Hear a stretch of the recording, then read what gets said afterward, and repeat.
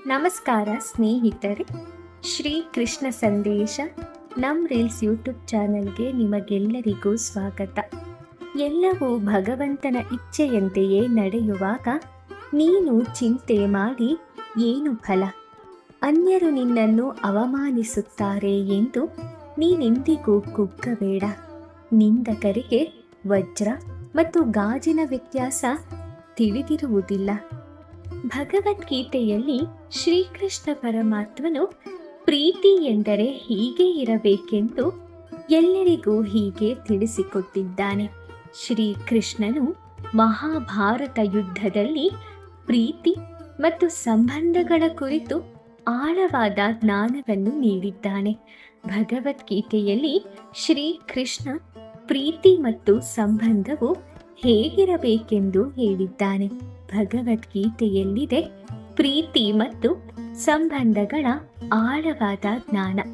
ನಮ್ಮ ಹಿಂದೂ ಧರ್ಮದಲ್ಲಿನ ಪವಿತ್ರವಾದ ಧಾರ್ಮಿಕ ಗ್ರಂಥಗಳಲ್ಲಿ ಗೀತೋಪನಿಷತ್ ಎಂದು ಕರೆಯಲಾಗುವಂತಹ ಭಗವದ್ಗೀತೆ ಒಂದಾಗಿದೆ. ಏಕೆಂದರೆ ಇದನ್ನು ಶ್ರೀಕೃಷ್ಣನು ಮಹಾಭಾರತ ಯುದ್ಧ ನಡೆಯುತ್ತಿದ್ದ ಕುರುಕ್ಷೇತ್ರದ ಯುದ್ಧ ಭೂಮಿಯಲ್ಲಿ ಅರ್ಜುನನಿಗೆ ನೀಡಿದ ಜ್ಞಾನವನ್ನು ತಿಳಿಸುತ್ತದೆ. ಶ್ರೀಮದ್ ಭಗವದ್ಗೀತೆಯ 700 ಶ್ಲೋಕಗಳು ಜೀವನದ ವಿವಿಧ ಅಂಶಗಳನ್ನು ಒಳಗೊಂಡಿದೆ.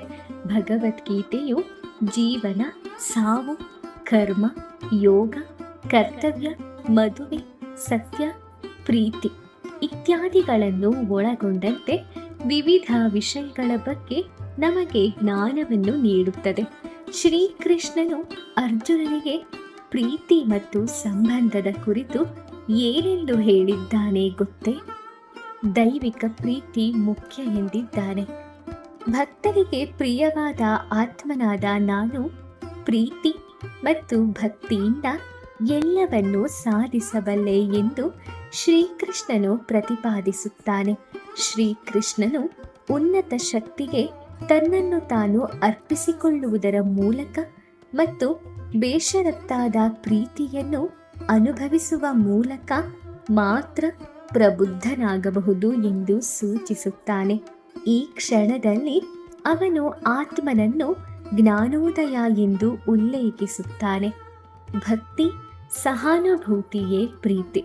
ನೀವು ಮಾಡಬೇಕಾದ ಎಲ್ಲವನ್ನು ದುರಾಸೆಯಿಂದಾಗಲಿ, ಅಹಂಕಾರದಿಂದಾಗಲಿ, ಕಾಮದಿಂದಾಗಲಿ, ಅಸೂಯೆಯಿಂದಾಗಲಿ ಮಾಡಬೇಡಿ. ಅದನ್ನು ಯಾವಾಗಲೂ ಪ್ರೀತಿ, ಕರುಣೆ ಮತ್ತು ನಮ್ರತೆ, ಭಕ್ತಿಯಿಂದ ಮಾಡಿ ಎಂದು ಶ್ರೀಕೃಷ್ಣನು ಶ್ರೀಮದ್ ಭಗವದ್ಗೀತೆಯಲ್ಲಿ ಹೇಳುತ್ತಾನೆ. ಅಹಂಕಾರ, ಆಸೆ, ಅಸೂಯೆ, ದುರಾಸೆ ಮತ್ತು ಇತರ ಕೆಟ್ಟ ಭಾವನೆಗಳು ವ್ಯಕ್ತಿಗಳನ್ನು ಗೊಂದಲಕ್ಕೊಳಗಾಗಿಸುತ್ತದೆ ಮತ್ತು ಅಸಮಾಧಾನಕ್ಕೆ ಕಾರಣವಾಗುತ್ತದೆ. ಕಾಮ ಮತ್ತು ಅಸೂಯೆಯಂತಹ ಬಲವಾದ ಭಾವನೆಗಳು ವ್ಯಕ್ತಿಯು ತಮ್ಮ ಇಂದ್ರಿಯಗಳನ್ನು ಕಳೆದುಕೊಳ್ಳಲು ಕಾರಣವಾಗಬಹುದು. ಆಂತರಿಕ ಶಾಂತಿ ಮತ್ತು ಒಳ್ಳೆಯದಕ್ಕಾಗಿ ಒಬ್ಬರು ನಮ್ರತೆಯನ್ನು ಹೊಂದಿರಬೇಕು ಮತ್ತು ಸ್ನೇಹಿತರು, ಕುಟುಂಬ ಮತ್ತು ಸಹೋದ್ಯೋಗಿಗಳೊಂದಿಗೆ ನಮ್ರತೆಯನ್ನು ತೋರಿಸಬೇಕು ಎಂದಿದ್ದಾನೆ. ಪ್ರೀತಿ, ಭಕ್ತಿ ಮತ್ತು ಸಹಾನುಭೂತಿಯನ್ನು ಕೆಲಸದಲ್ಲಿ ತೋರಿಸಿ. ಗುಣಗಳಲ್ಲಿ 3 ವಿಧಗಳಿವೆ: ಸಾತ್ವಿಕ, ರಾಜಸ್ವಿಕ ಮತ್ತು ತಾಮಸಿಕ. ಸಾತ್ವಿಕ ಗುಣವನ್ನು ಅತ್ಯುತ್ತಮ ಎಂದು ಪರಿಗಣಿಸಲಾಗುತ್ತದೆ. ಒಂದು ಕ್ರಿಯೆಯು ನಿರೀಕ್ಷೆ, ದ್ವೇಷ ಅಥವಾ ಪ್ರೀತಿಯನ್ನು ಹೊಂದಿರದಿದ್ದರೆ ಮಾತ್ರ ಅದು ಸಾತ್ವಿಕ ಮೌಲ್ಯವನ್ನು ಹೊಂದಿರುತ್ತದೆ. ಸಾತ್ವಿಕ ಕ್ರಿಯೆಯನ್ನು ಭಗವಾನ್ ಕೃಷ್ಣನು ಈ ರೀತಿಯಾಗಿ ವ್ಯಾಖ್ಯಾನಿಸುತ್ತಾನೆ: ಯಾವುದೇ ಪ್ರತಿಫಲವನ್ನು ಬಯಸದವರಿಂದ ಪ್ರೀತಿ ಅಥವಾ ದ್ವೇಷವಿಲ್ಲದಿರುವುದಿಲ್ಲ. ಎಲ್ಲ ರೀತಿಯಾದ ಕೆಟ್ಟ ಅನುಭವದಿಂದ ಇದು ನಿಮಗೆ ಮುಕ್ತಿ ನೀಡುತ್ತದೆ ಎಂದಿದ್ದಾನೆ. ಪ್ರೀತಿಯಿಂದ ಎಲ್ಲವನ್ನೂ ಗೆಲ್ಲಬಹುದು. ಪ್ರೀತಿಯು ಎಲ್ಲ ಸಾಧನೆಯ ಕೀಲಿಕೈಯಾಗಿದೆ. ಹಾಗೆಯೇ ಭಗವದ್ಗೀತೆಯಲ್ಲಿ ಶ್ರೀಕೃಷ್ಣ ಹೇಳುವ ಪ್ರಕಾರ ನೀವು ನನ್ನನ್ನು ಗೆಲ್ಲುವ ಏಕೈಕ ಮಾರ್ಗವೆಂದರೆ ಪ್ರೀತಿ. ಪ್ರೀತಿಯ ಮೂಲಕ ಮತ್ತು ಅಲ್ಲಿ ನಾನು ಸಂತೋಷದಿಂದ ಜಯಿಸುತ್ತೇನೆ. ದ್ವೇಷ, ಕ್ರೋಧ, ಪ್ರತೀಕಾರ ಮತ್ತು ಮುಂತಾದ ಭಾವನೆಗಳು ನಮಗೆ ವಿರೋಧಿಗಳನ್ನು ಸೃಷ್ಟಿಸುತ್ತದೆ. ಪ್ರೀತಿಯನ್ನು ಹರಡುವ ಮೂಲಕ ಮತ್ತು ಪ್ರೀತಿಯ ಧಾರೆಯನ್ನು ಸುರಿಸುವುದರ ಮೂಲಕ ನಾವು ನಮ್ಮ ಆಲೋಚನಾ ವಿಧಾನಕ್ಕೆ ಜನರನ್ನು ಗೆಲ್ಲಬಹುದು. ನಿರೀಕ್ಷೆಗಳನ್ನು ಹೊಂದಿರದ ಪ್ರೀತಿ. ನಿಜವಾದ ಪ್ರೀತಿಯು ಕೇವಲ ತನ್ನ ಪ್ರೀತಿಸಿದವರಿಗೆ ಏನನ್ನಾದರೂ ನೀಡಲು ಬಯಸುತ್ತದೆ. ಯಾವುದೇ ನಿರೀಕ್ಷೆ ಅಥವಾ ಖಾಲಿ ಸಂವೇದನೆಯನ್ನು ಅದು ಬಯಸುವುದಿಲ್ಲ. ಇದು ನಿರೀಕ್ಷೆ, ಕ್ರೋಧ ಮತ್ತು ಇತರ ಎಲ್ಲ ಭಾವನೆಗಳನ್ನು ಹೊಂದಿರುವುದಿಲ್ಲ. ಪ್ರೀತಿ ಶುದ್ಧವಾಗಿರಬೇಕು, ಏನನ್ನೂ ಕೂಡ ಅಪೇಕ್ಷೆ ಮಾಡಬಾರದು ಎಂದಿದೆ. ಇನ್ನು ಶುದ್ಧವಾದ ಪ್ರೀತಿ. ನಮ್ಮ ಪ್ರಗತಿಯಿಂದಾಗಿ ನಾವು ಬೇರೆಯವರಿಗಿಂತ ಭಿನ್ನವಾಗಿ ಪ್ರೀತಿಸಲು ಮತ್ತು ಪ್ರಬುದ್ಧರಾಗಲು ಸಾಧ್ಯವಾಗುತ್ತದೆ.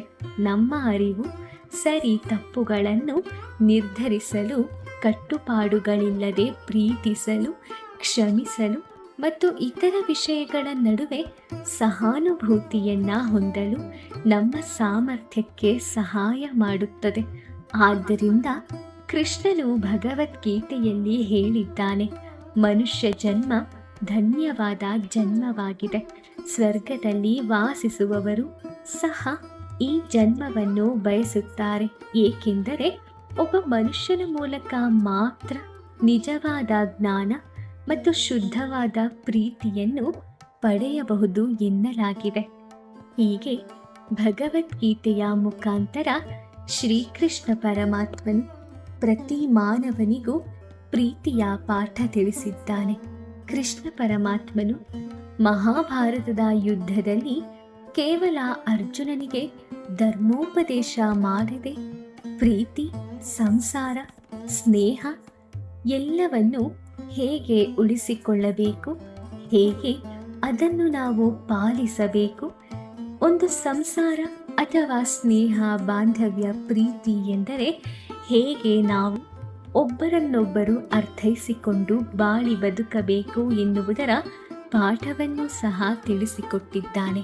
ಈ ರೀತಿಯಾಗಿ ನಾವು ಮನುಷ್ಯರಾಗಿ ಹುಟ್ಟಿದ ಮೇಲೆ ನಮ್ಮ ಬದುಕಿನಲ್ಲಿ ಬರುವಂತಹ ಸರ್ವೇ ಸಾಮಾನ್ಯವಾದ ಸಾವು, ಹುಟ್ಟು, ಕರ್ಮ, ಯೋಗ, ಕರ್ತವ್ಯ, ಮದುವೆ, ಸತ್ಯ ಮತ್ತು ಪ್ರೀತಿ, ಇನ್ನೂ ಇಂತಹ ಎಷ್ಟೋ ಭವಬಂಧನಗಳು ಮನುಷ್ಯನನ್ನ ಕಾಡದೆ ಬಿಡುವುದಿಲ್ಲ.